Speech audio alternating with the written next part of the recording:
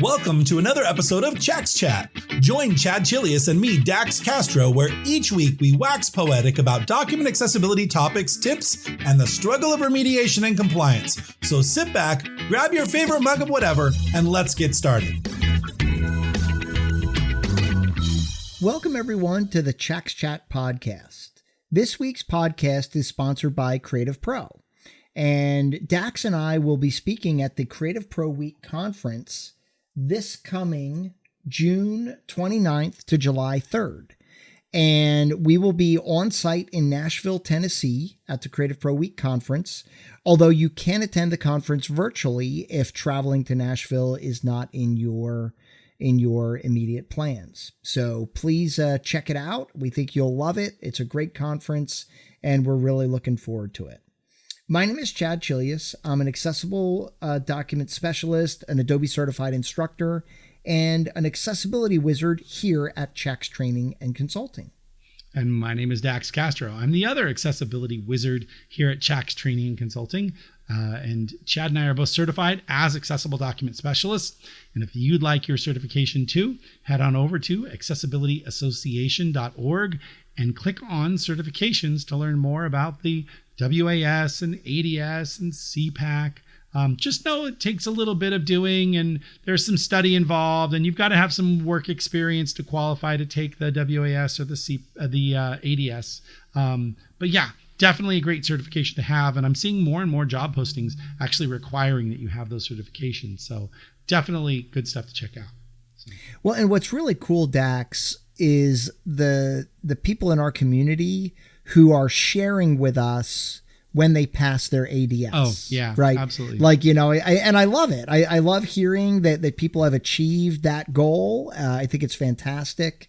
Well, Summer at HDR, we have been friends with her for a very long time, and she just passed her ADS, which is awesome. And it's worth noting that any class you take from us is worth 1 credit per hour for any of your certifications. You've got to do a show that you're keeping up on your study for earned credit hours. I forget exactly what they're calling them these days. But the idea is that you have to keep taking classes, keep studying to make sure you stay up on what's going on. And every one of our classes, we have been, I don't know if certified is the right word, but we've been evaluated, and our content qualifies for an education credit with the IAAP. So always a good thing. So keep track of your credits. If you go to a conference or you go to attend one of our sessions online, absolutely take advantage of that. So good stuff. Yeah, it's a great way to get those credits, because it's an area where a lot of people struggle,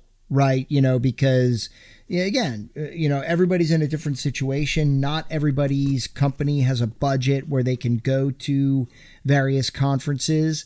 And our classes are just kind of a great way to earn those credits that you can apply towards your certification. So really great. Absolutely. So today, Chad, I wanted to talk about something that I think we touch on almost every conversation we have, but we never really devoted maybe we have in the past 6 years. Can you believe 6 years? We've been doing 5.5 years. We've been doing this podcast. 5.5 years. It doesn't seem like that long ago. Yeah, it really doesn't. I mean, I feel like it was just yesterday. You and I were on a phone call, waxing philosophical about accessibility, and you said to me, you said, Chad, we should create a podcast about this. And I was like, what? I'm like, what are you talking about? That's crazy. Who wants to hear about document accessibility, right? Well, I will tell you who wants to hear. 60,111 podcast episodes have been downloaded since we started this podcast. 60,000. Did you say 60,000? 60,111. 60,111. Yeah. So people do want to hear about this. Yeah. And we thank all of you who want to hear about this, because you're the reason why we come back to this studio every 2 weeks and record another episode. So thank you. Absolutely. In fact, I can look up the highest speed up accessibility for Adobe InDesign has the most podcast downloads with 1,500. Building tables with accessibility in mind. What matters most to native AT what matters most, a native AT user's perspective. Jobs and accessibility, roles and salaries. That was one we did back in 2021. It'd be interesting to revisit that now that we're 5 years later. What's the one accessibility tool that you need? We did that in 2024 and again in 2025 or 26 earlier this year. We've done that a couple times. So all good stuff. If you have not listened to our podcasts, I will tell you that there are at least 100 hours of podcast episodes that you can go see. In fact, I will tell you, there are 153 episodes of our podcast. That is outstanding. And most of them are 35 to 45 minutes long, somewhere in that range. So, yeah. And much in knowledge. This industry, Dax, I feel like they are, what's that term we use? It's evergreen.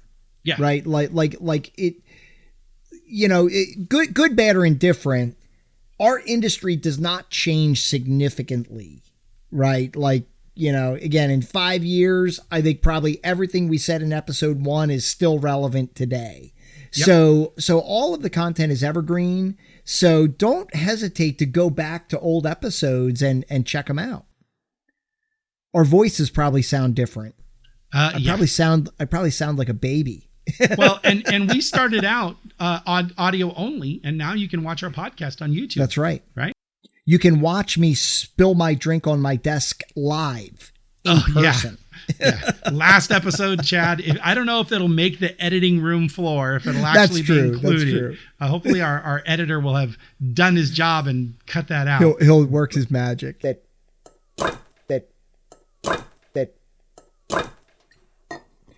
by itself, I just spilled my water. That's okay. Yeah, exactly. And Rob does a great job, by the way, of editing our podcast. So good job, Rob. Definitely have elevated. Kudos. Yeah.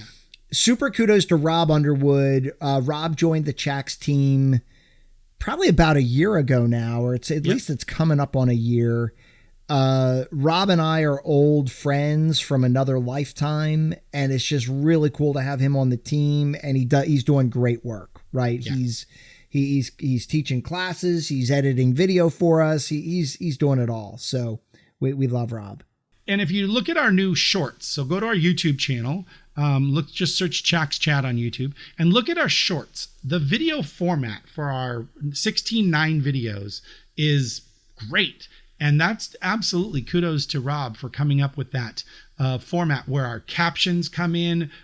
They're open captions, and so they come in nicely and it's framed very well. Really, really enjoy that. So today, Chad, today's episode, we are going to talk about what you are testing when you're using assistive technology. Why do we care so much? If the tags are correct, if it passes a checker, why should I spend time checking my document using assistive technology?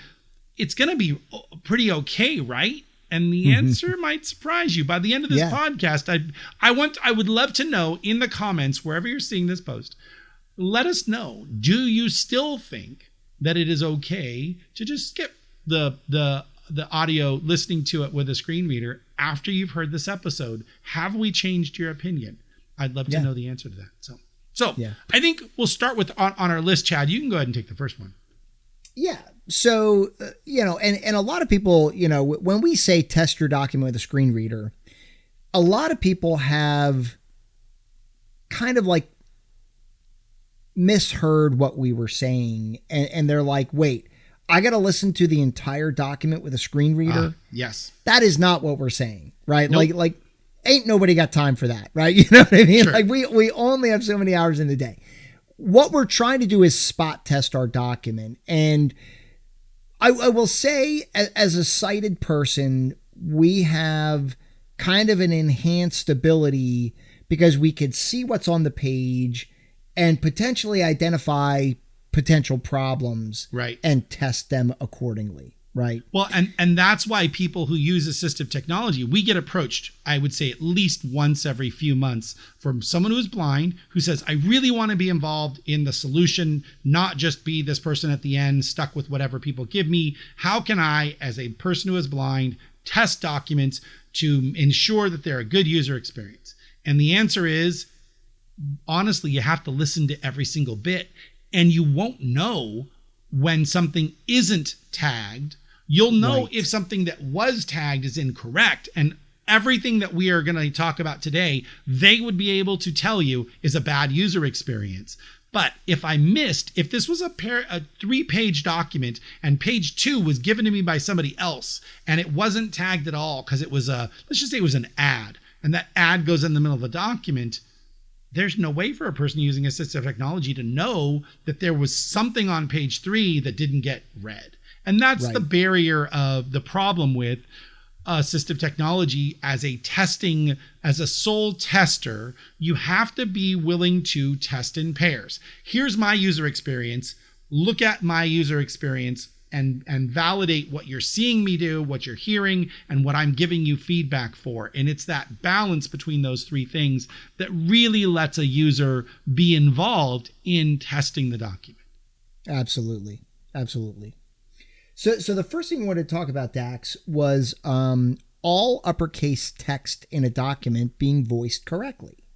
Right. And the reason why we're bringing this up is because assistive technology will often identify a string of uppercase characters as an acronym.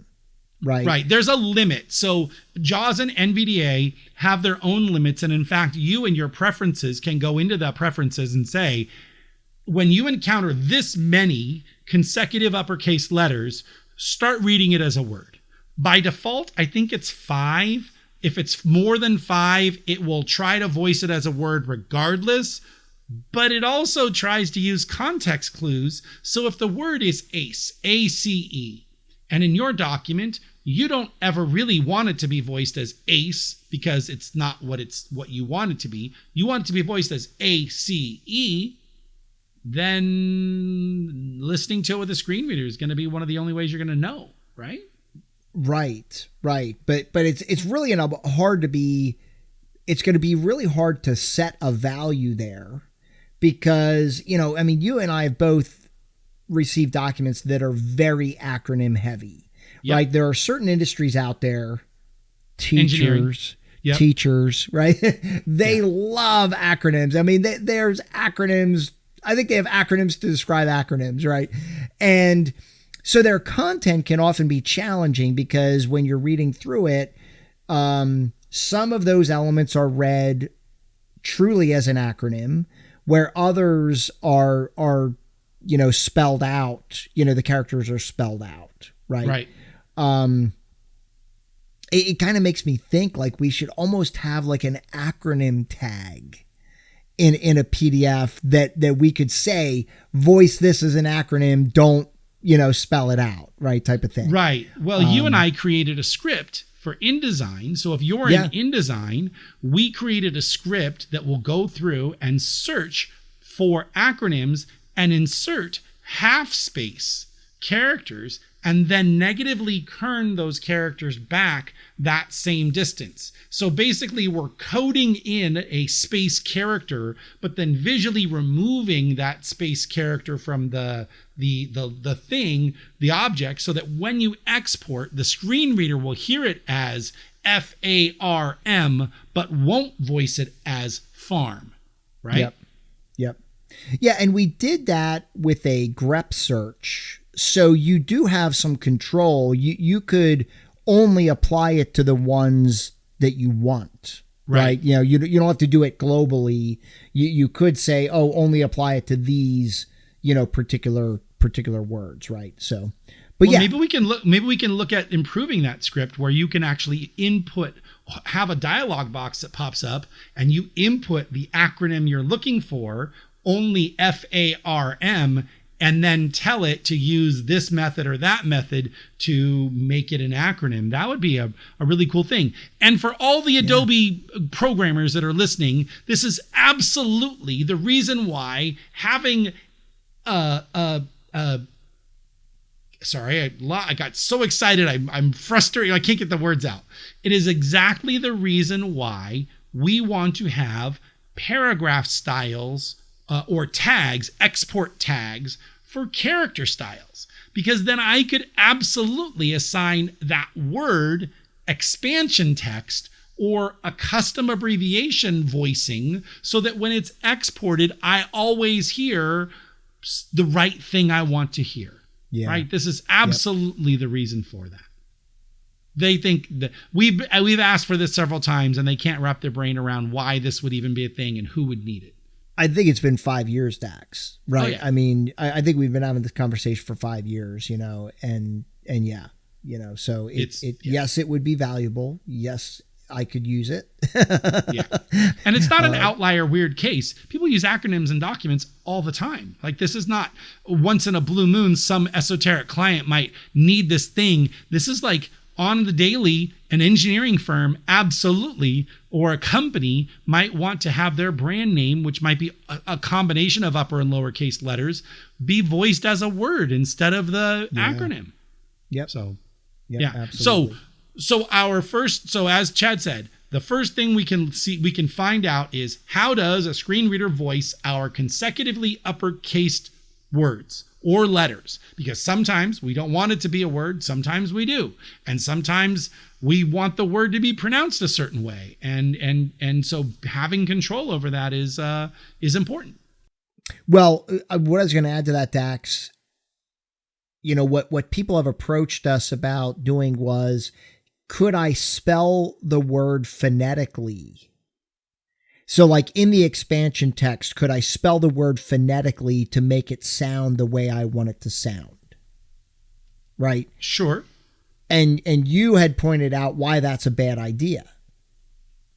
Well, the reason is because if you use the property of actual text, right? If you have the actual text field, there's a property for a tag where you can say, I don't care what it says on screen. I want you to say it this way. The word shits, right, might be pronounced shites or sheets, H-S-C-H-I-E-T-Z,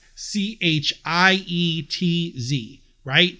It might be pronounced shits by a screen reader. And if you don't want it to be pronounced that way, you might change the spelling in actual text, right? The problem is, as an assistive technology user, if I want to hear that word letter by letter because I want to send you an email or I want to look up your company online, it's not going to give the correct spelling that you put in on the page. It's going to give them the actual text spelling that you wrote to circumvent the screen reader's inability to pronounce it correctly. So that can be a problem. Yep, absolutely. Yeah. Go ahead, Dax. The next one. So the next one is company names being voiced correctly. There are many company names with numbers or other things in them, right? 21st Century, Big Five Sports, 7-Up, right? There's lots of companies that have numbers incorporated into their name.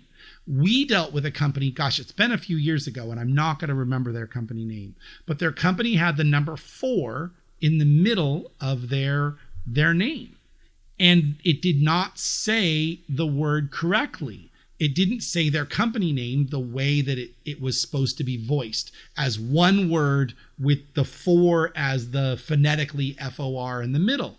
And they're like, well, how do we change that? We didn't know it said that, because they had never listened to their document using assistive technology. They didn't know that it sounded incorrect. And so I told them, well, you have to use the actual text property and all the things about it. And they're like, well, that's a huge barrier for us to create all these documents. We always have to do this. Yeah, unfortunately, because there's no character styles for InDesign, no export tags for character styles in InDesign, you're stuck. And so their answer was they corrected it in the first instance and left it everywhere else. So, and that was that. The only reason they knew is because they took a class from me and I opened one of their sample documents and read their company name. Yeah, I'm sure they like sat there with their jaws open right? After hearing, what it was voicing, Yes. but yeah, that's a great example of a situation where very likely, that word is not going to be voiced as expected, right? No. And I don't know that I agree with that solution, Dax, because it's going to sound good the first time, but it's going to sound this, bad every other time. I think I'd be inclined to just leave it as is, because that way they could toggle through and see how it's spelled, and then you just have to kind of acknowledge that that's how it's going to sound. Well, and I think this is where an abbreviations and definitions table is important. So in engineering companies, we have an abbreviations and definitions table where we have the abbreviations in one column. And by the way, here's a sidebar tip. Whenever you do the abbreviations and definitions, always put it in a table. First column abbreviation, second column definition, because it allows the user the ability to granularly move from definition and abbreviation backward and forward. When you just tab them using a tab stop, it all runs together as one big giant paragraph. It's a terrible user experience. So theoretically, you could put the company name in the first cell as the abbreviation, and then write out, hey, the company name is phonetically this, and put it in parentheses. So then the user could get the understanding of what's going on. Well, and listen, Dax, even better experience is if you make row headers in that table. As you go down and read the actual word, it's going to voice the symbology along with it every time, right? So like, I forget what example you were using, maybe for print. Okay, right? Sure. Yeah, so the number 4 print would be in the header cell, and then in the like the description field, you would type FOUR print, right? And then that way you could hear them kind of side by side as you're going down the table. Well, that's exactly as what I was saying, is that when you have that abbreviation in column 1 and the definition in column 2, whether you make it a row header or whether you decide to make those row headers, I think you should. The abbreviation is the row header for the definition, but either way, having those broken out into their own rows, I think is definitely an important thing, right? Next one, Chad. The next one is bullets being voiced correctly. Right. Now, this one gets really tricky because designers especially love to use unique characters for their bullets, right? A lot of times they'll use like the right pointing finger or the thumbs up or decorative icon, right? And so the problem with that is that all of the fonts that we use for doing that, right? So Zapfdingbats, Webdings, Wingdings, Wingdings 1, Wingdings 2, Wingdings 3, all of those. Because it's such a unique font, they hijack a position in the alphabet for those characters, right? So like the letter A will be the right pointer finger. The letter B will be the left pointer finger. The letter C will be the thumbs up, whatever it might be.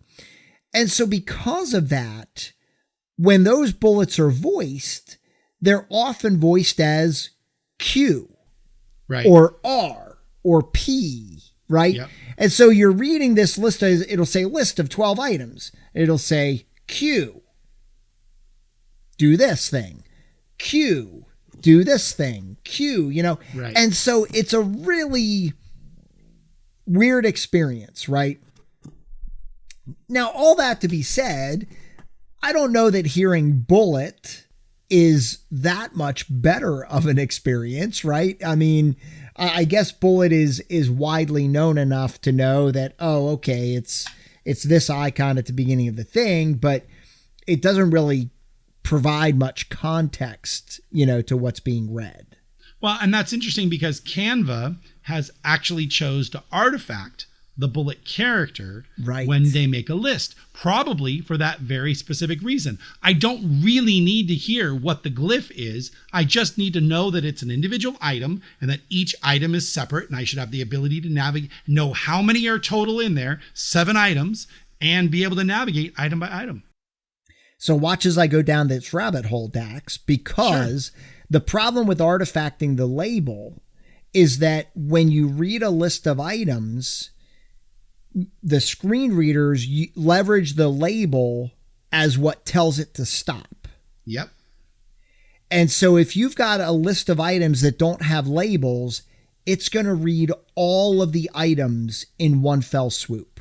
Yep. It won't give the user the ability to pause in between items. It just goes. So what you should do, or what you can do, is just use the actual text field and put a space in the actual text for the bullet. And then you won't hear anything, and you will get the pause because the LBL will still exist. It will just have a null or non-name for the bullet. I guess perfect experience. Cadillac user experience. Yeah. Cadillac user experience. On the first bulleted item, make the actual text say item 1. On the second one, item 2, item 3, item 4, item 5. I don't know. Sure, you could do that. I get it. I think if I had one, it's probably list, excessive. If I had a single page flyer with a list of 4 items, and I really cared about that user experience, but if I've got 100-page document with 50 list items, no, I am not going through that at all. I'm with you. Because there's really no way to automate it. Right. Well, I think that's the killer of that one, you know. Well, I will tell you that Chax IQ does automate it. So our auto tagging engine using Chax IQ automatically goes through every bullet that is only a bullet and not a numbered list like Acrobat solution, which changes everything. If it's a numbered list or an ordered list or an unordered list, it makes them all just say bullet. Ours only identifies bulleted lists, and it actually does change the glyph to just say bullet for each one of the bullets automatically. So you can go through and do it programmatically, but I mean, I think that if you're looking for a very specific user experience, sure. If you're trying to get through the day-to-day document remediation, hearing bullet is just fine. Yeah.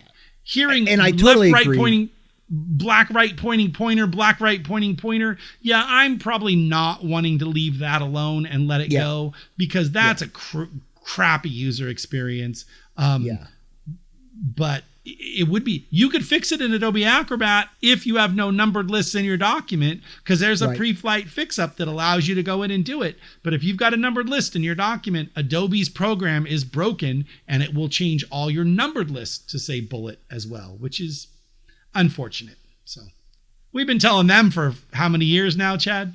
I think it's the same amount, five plus years, I would bet.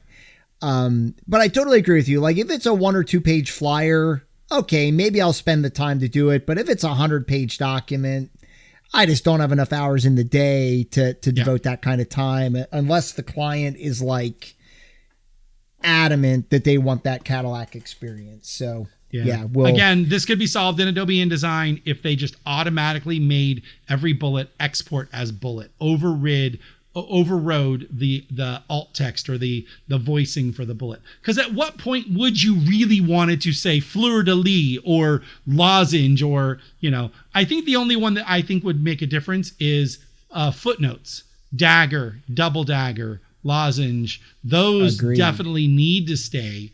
But so maybe that's a little bit of the slippery slope, is trying to figure out how you differentiate a paragraph list from a reference list, right? So, but there's a way. There's always a way. So awesome. All right. Next one is ligatures. Chad, tell us what a ligature is for those people who don't know. So for people who don't know, a ligature is a unique character that is really a combination of 2 or more characters, right? So common ligature combinations would be the letter FL, the letter FF, the letters FFL, TI. Good one. TI. FI. Very good. Yep. So what it does is a ligature is a unique where those characters we just mentioned are connected together as one. It's a typographic element, and it's very desirable, right? A lot of typographers, a lot of designers, they really like this element, and it creates a very unique appearance, a very cool appearance, if I'm being honest with you.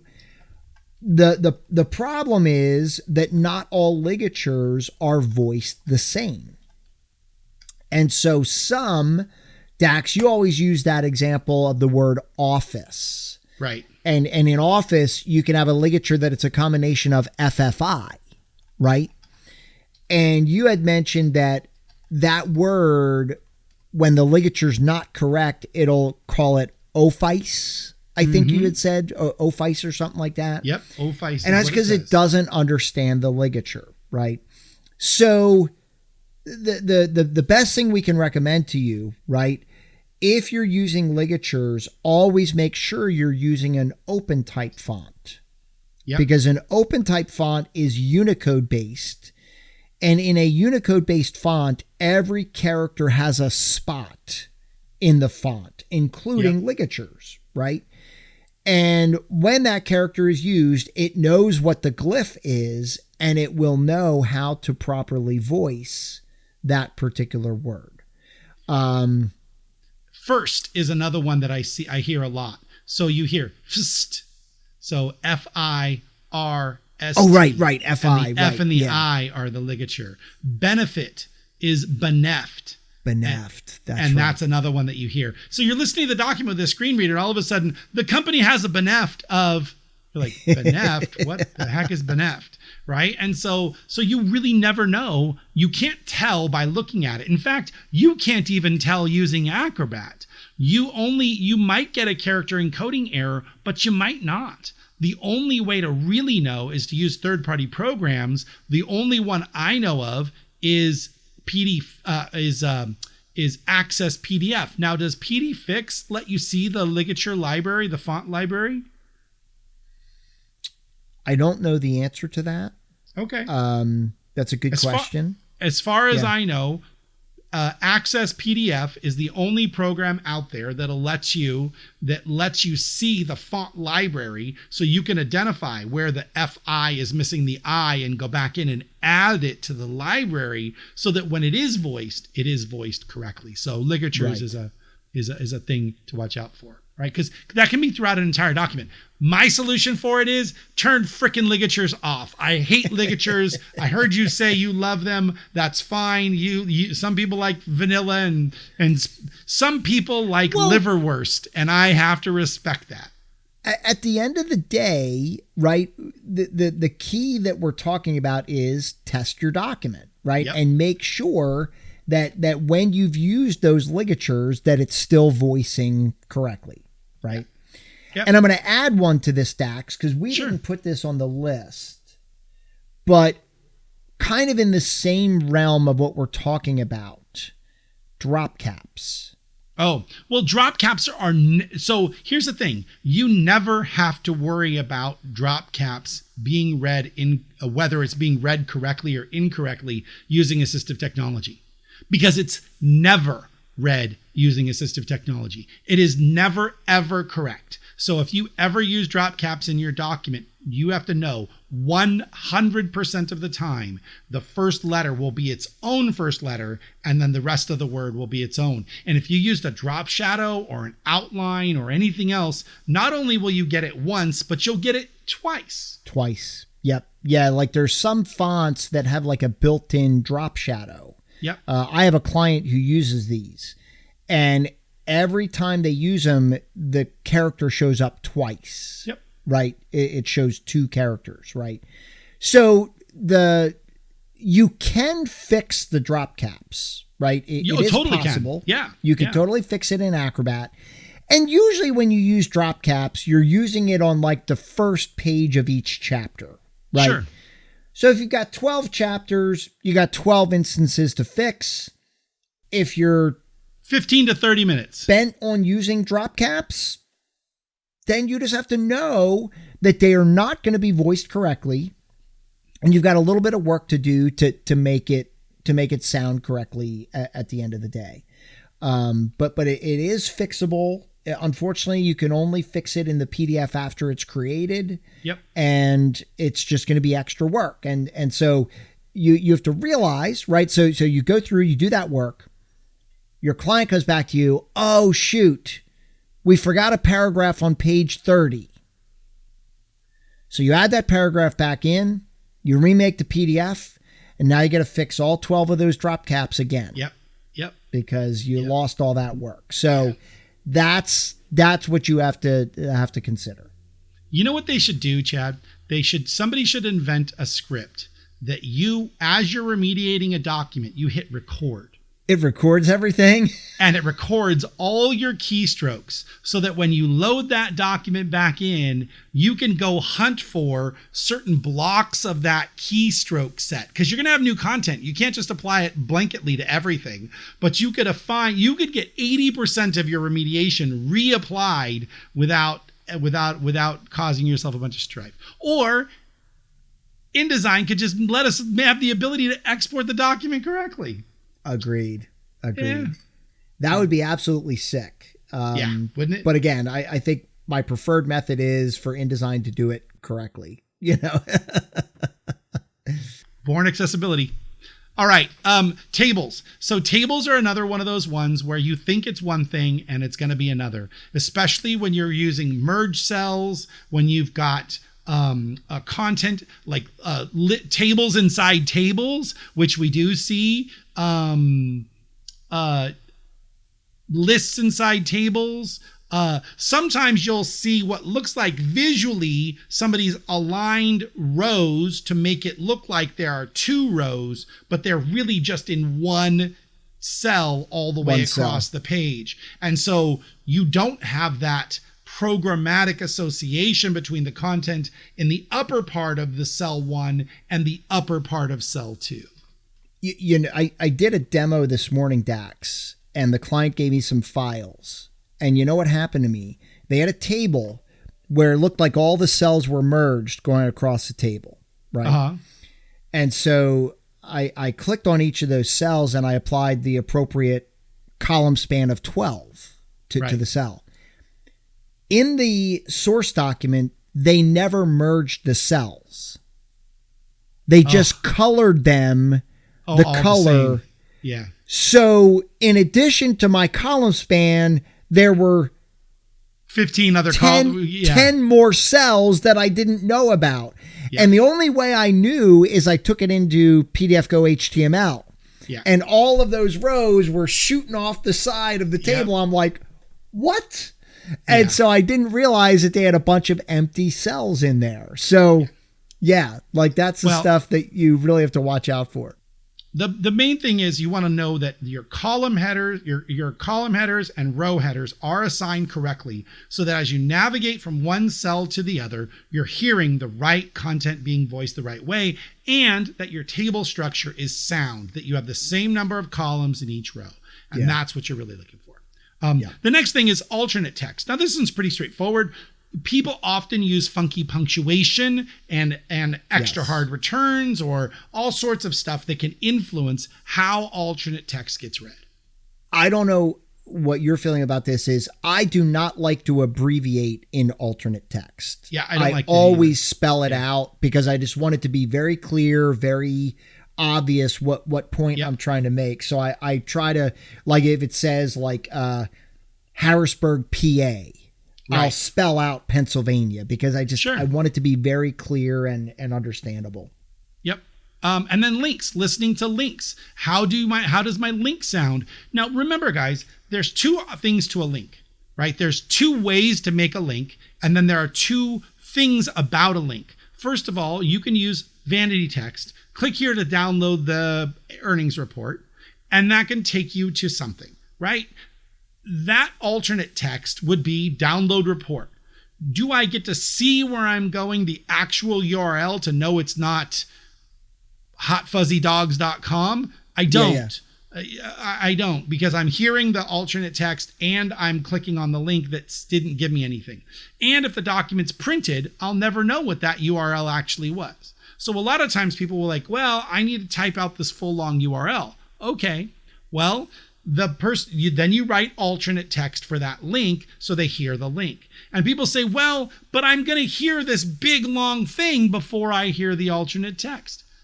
No, you just press enter and go to the link, right? I don't have to listen to the entire long alt text. I can press shift to pause it. I can press enter to just go.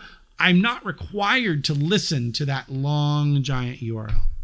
So. Numbers, dollars. Right? Yes, so this is an interesting one with M or B. Where people don't understand. Go ahead, Chad. No. I know you're going to say exactly what I'm thinking, right? Like, what's frustrating about this is that it's hit or miss whether it voices it correctly. It's not, and I'll give you the secret. So First of all, the dollar symbol has to be touching the number. Okay, you can't have a tab space. You can't have you can't have anything in between. You can't have a space. You can't have a tab. It has to be dollar symbol 5, and that's going to start it, okay? And then the B or the M needs to be touching the number immediately afterward. So you get dollar symbol 5B is going to say $5 billion. Okay. So it's not necessary. Now, I'm not saying every screen reader follows that, but I know that JAWS and NVDA both will voice it that way, right? And I also know that JAWS, I'm pretty sure, will allow the M to be separate from the number. Don't quote me on that, but I know one of them says $5 space M will still read $5 million. But this is, again, where we go back to testing with a screen reader to know what that user experience is. Yeah. The other frustrating thing, and there is no fix for this, is that sometimes you'll get a list of numbers and it's 4,250, 5,325, 5,286. And you're like, wait, why did I hear 5,286? It decided that in that one number, the comma was separating a single number 5, which normally would have been 5,000, and 826, the second part of it, where it should have read 5,826, it read it as 5,826. Wow. I have not, there's nothing wrong with it. There's no font, there's no difference, there's no spacing, there's no nothing. The screen reader just decided that number, I just want to read that way. And it is frustrating. Really frustrating. Yeah. Because it's a needle in a haystack. It's a needle in a needle stack. Mm-hmm. So, Well, listen, I learned something. You just taught me something, because I didn't realize that because I always thought it was hit or miss, because I feel like sometimes I read it and it sounded great. And then other times I read it and I'm like, that it would say like $5M. And I'm like, but no, that's really good information to know. Yeah. So to go back over the list, Chad, go over the list for us one last time here. Yeah. So what we talked about today, all uppercase text being voiced correctly. Right. We talked about company names being voiced correctly, bullets being voiced correctly, ligatures, tables, alternate text, links, numbers, and dollar signs or euro signs, or whatever currency you're using. Yep. And we had abbreviations as the last one, but I think we talked about that in the beginning. The one thing I wanted to add, Dax, that caught you and I off guard one time, we were doing a demo in a class. I think it was at Accessing Higher Ground, and we were reading a table. And the table was using, it was a financial table. Uh-huh. And in a financial table, they put negative values in parentheses. Sure. Yep. Okay. So it was saying like negative $35 million. Guess what? The default version of your screen reader in a default installation does not voice parentheses. And so instead of it reading negative $35 million, it was reading $35 million, right? Huge difference between that's a huge difference, right? That's a really huge, that's a $70 million difference, you know? And so, you know what though it did is it really just brought up a good discussion to have, you know, in the class. And you can, in JAWS, you can increase your verbosity setting. Right. In NVDA, you can change your punctuation setting. Yep. And those settings basically control how much punctuation your screen reader is going to voice. Yep. And so what we came up with, though, was we recommended adding some text on the page before all these tables occurred that said, if you're reading this document using assistive technology, we recommend that you increase your verbosity or punctuation setting to get the appropriate result. Right. The verbiage that I typically use is this usually I put it in the very beginning of the document, right when they first open it, somewhere in the beginning. And I say this document contains negative numbers indicated by parentheses. Consider changing the speech level in your assistive technology to accommodate. Right. And that's it. And that way it's general enough to let everybody know this is what's going on, right? And so I think it's a good idea that you could have it as part of the table summary if it was in the table, right? You know, there's lots of different ways you can implement it. But I definitely think that that's a really good point to bring up, that sometimes you're using punctuation like parentheses. Brackets do get voiced regardless. Left bracket, right bracket is really great because we know for footnotes, we tell people include those inside brackets. It makes for a better footnote user experience. Yeah. Which is something we should put on our list. People don't know that footnotes don't get read as footnote 1. You just hear 1 in the middle of a sentence. Or if it's a programmatic footnote, automatic footnotes, you might hear link 1, which I think is not a bad marker to let someone know it's a footnote, but we would much rather it say link footnote 1. Right. And so those are good things. And you can make that happen if you want to. But that's for another podcast. Yeah. Awesome. Well, guys, we're going to put out a handout that goes along with this podcast. So if you want the cheat sheet for all of these reasons why you should use assistive technology to test your document, go to our CHACS website and go to downloads. You might have to scroll down to the bottom of the page and look for it in our footer. But go to our downloads and you should see top reasons that you should be testing your document using assistive technology, and we'll give you this handout. Yeah. Awesome. All right, guys. Well, listen, thank you again for tuning in today. We hope you found this podcast useful.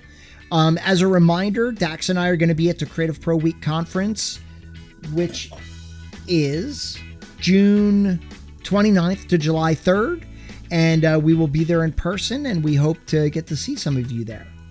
So with that being said, my name is Chad Chilius. And my name is Dax Castro, where every other week we unravel accessibility for you. Thanks, guys.